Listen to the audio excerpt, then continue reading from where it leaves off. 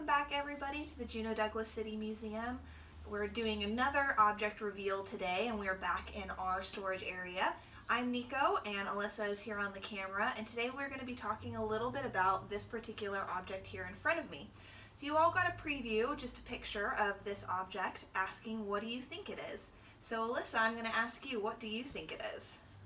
Well, to me it looks like something you would turn on. There's a couple knobs there, white knobs near the bottom, and it has a look of an element of some sort, like maybe a heater. That's what I would guess. Yep, you are spot on. This is Woo! actually an electric heater from 1919, so pretty early on. Electricity really entered the heating game in the late 1880s, so it wasn't too long after that actually in 1919 when the first interior electric heating elements were created.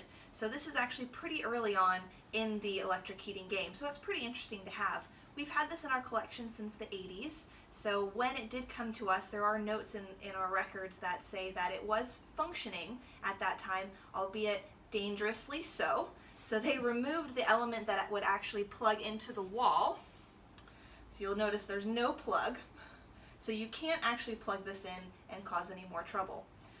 Always an interesting thing when you're looking at old records for objects that have been in your collection, especially ones that predate you in a collection. You're really completely dependent on the records that were left by others. So you don't always know the full history of something that's coming to you. For example, we know through the records that this was pulled out of Mrs. Nelson's house in Thane. Who was Mrs. Nelson? Not quite sure. Which house was hers? Also not quite sure. How long was this in the house? So did it actually go in 1919, or was it added at a later date? We don't know. Always going to be a little bit of a mystery when you're working with collections, which for me is half the fun. There's always going to be an element of mystery, and there's always going to be an element of storytelling. So today I wanted to tie in this electric heater to a little bit of information about Thane. For those of you who live in Juneau, Thane is the area, you'll know that Thane is the area south of Juneau. For those not in Juneau, we are landlocked. There are no roads in or out of Juneau. So as a result of that, we don't have a lot of areas around town, like places that will have giant suburbs or giant counties. We really only have a few areas, and Thane is one that I don't think gets nearly enough attention. So the road going south out of Juneau is called Thane Road, and now it's part of the Glacier Highway and has been since about the 1940s. And it really connects the areas between the Alaska Juneau mine and the Alaska Gastineau mine, which are two of the really big mines here in Juneau, the other being the Treadwell complex on Douglas.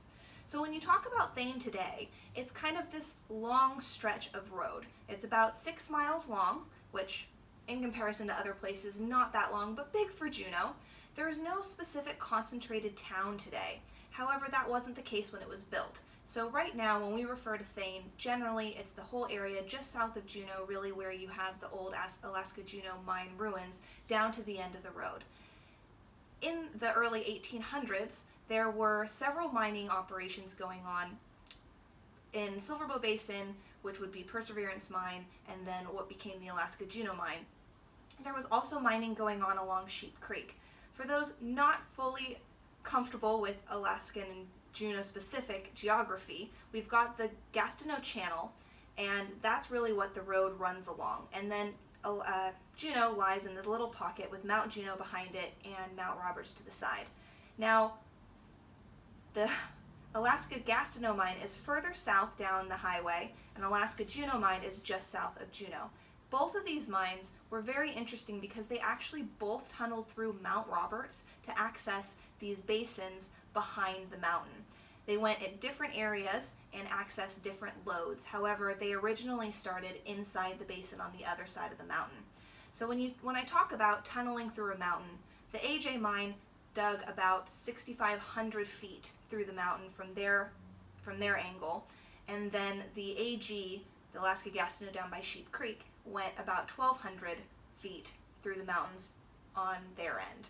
So very interesting to access their lodes, and then they actually pulled all the ore from the basins themselves. Both had mills processing on the Gastineau Channel. It was easier to get rid of their mine tailings, and that's actually what a few areas were built on. So Thane itself is named after Bartlett L. Thane, who was the owner and director of the Alaska Gastineau Mining Company. And he consolidated and inherited a few different claims along Sheep Creek, and then was able to take over Perseverance Mine, which was in Silver Bow Basin. He consolidated a few, just like the AJ mine, to create the Alaska Gastineau Mine. As most people know, when you're running a mine, you need a lot of people to work there, and those people need places to live. So by the mill sprung up this town between 1912 and 1915, which became known as Thane.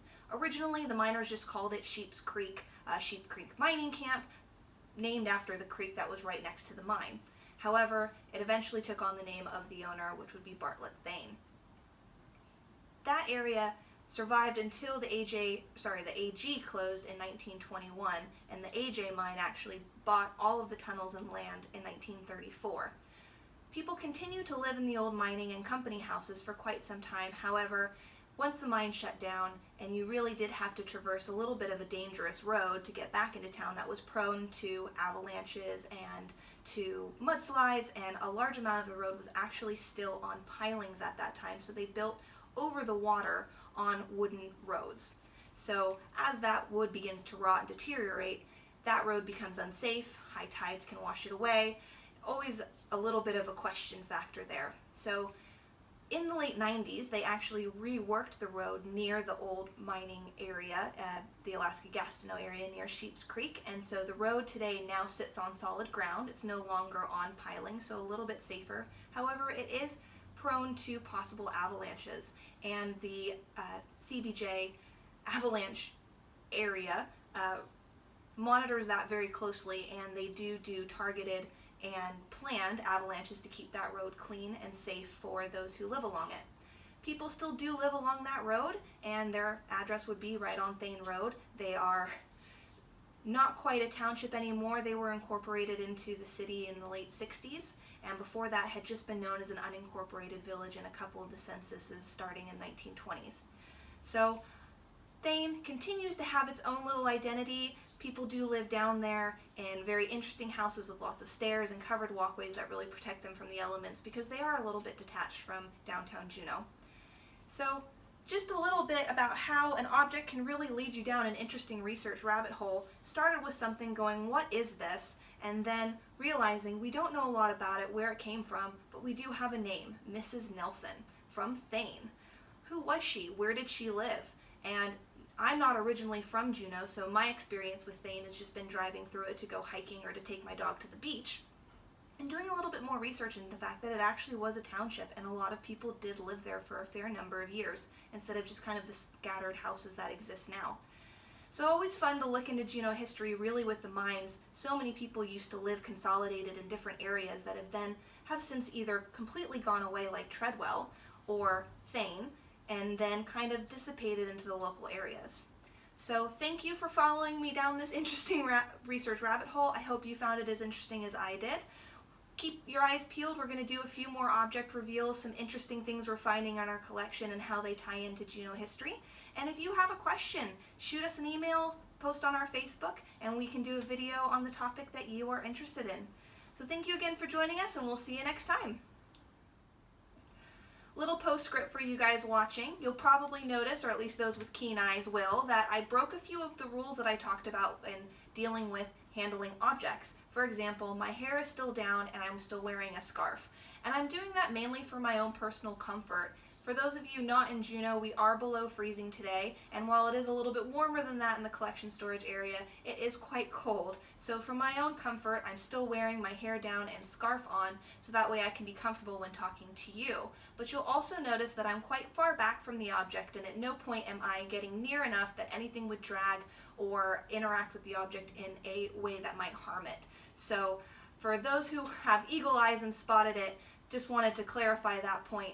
So normally if I was going to be moving it or touching it or doing anything with it, for example, when I got it set up earlier, I had my hair back, scarf off, everything is safe and secure. But just for talking with everyone on the video, thought I'd be a little bit more comfortable and actually wear some warm clothes. So thank you guys for sticking with us, and we'll see you next time.